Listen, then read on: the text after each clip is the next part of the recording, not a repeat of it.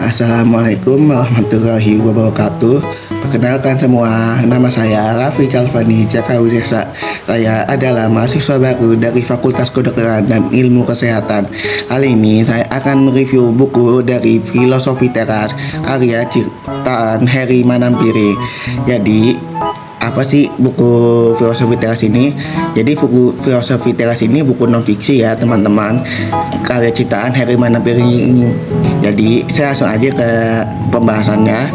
Jadi ringkasan isi dari buku Filosofi Teras ini adalah menjelaskan konsep dasar stoicisme dengan bahasa yang sederhana dan contoh sehari-hari yang mudah dipahamin.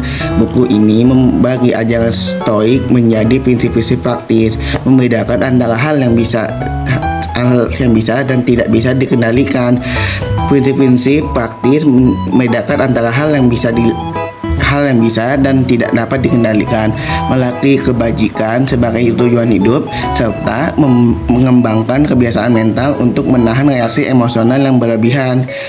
Penulis menguraikan teknik latihan mental sebagai refleksi pagi, malam, latihan visualisasi, kesulitan untuk mempersiapkan diri, dan latihan penerimaan terhadap kehilangan atau kegagalan. Nah, narasi diperkaya oleh kisah pribadi penulis dan contoh-contoh tokoh-tokoh klasik stoik seperti Epictetus, Senyata, dan Marcus Aurelius, lalu diterjemahkan ke dalam kata modern, jadi studi pekerjaan, hubungan, dan kekanan sosial. Nah, buku ini menempatkan kebijakan sebagai latihan berulang, bukan sekedar teori, sehingga pembaca didorong untuk mempraktikkan prinsip stoik dalam rutinitas harian.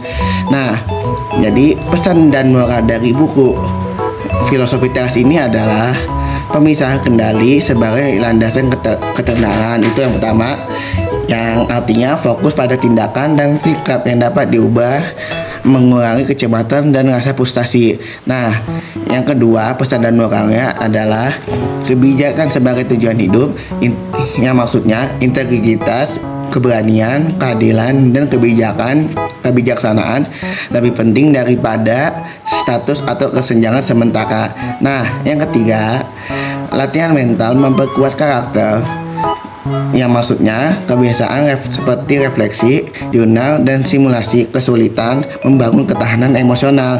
Nah, yang keempat, penerimaan tanpa pasifisme, yang maksudnya menerima realitas bukan berarti menyerah, tetapi memilih respon yang aktif dan bermartabat. Nah, yang terakhir, praktik yang konsisten mengalahkan pemahaman teoritis.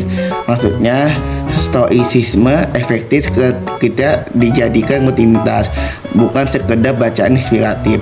Nah, kelebihan dari buku ini adalah bahasa yang populer dan mudah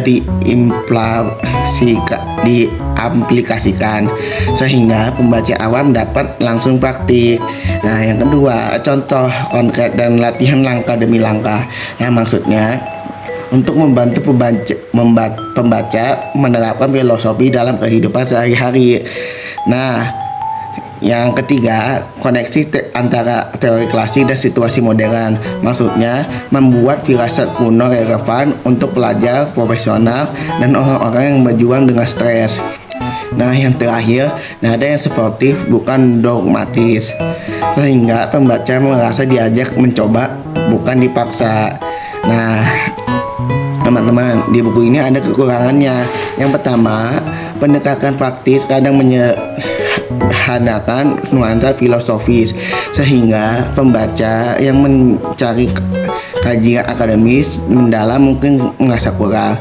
Yang kedua, penekanan pada pengendalian emosional dapat disalahpahami. Nah, maksudnya sebagai pembaca menyuruh menekan perasaan daripada memprosesnya, terutama tanpa panduan fisiologis lebih lanjut.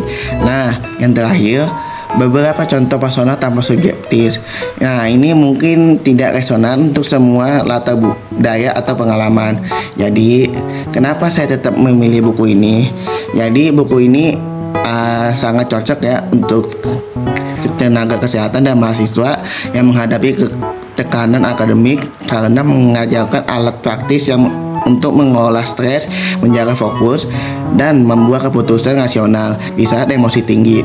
Filosofi teras ini membantu membangun ketahanan mental dan kebiasaan reflektif untuk mendukung empati dan profesionalisme, menjadikannya sumber yang relevan untuk pengembangan karakter dan kapasitas pertahanan dalam lingkungan pendidikan dan profesi yang menuntut. Nah, itu dari saya teman-teman, dan saya Raffi Chalfani Cakro Sesa pamit undur diri. Wassalamualaikum warahmatullahi wabarakatuh.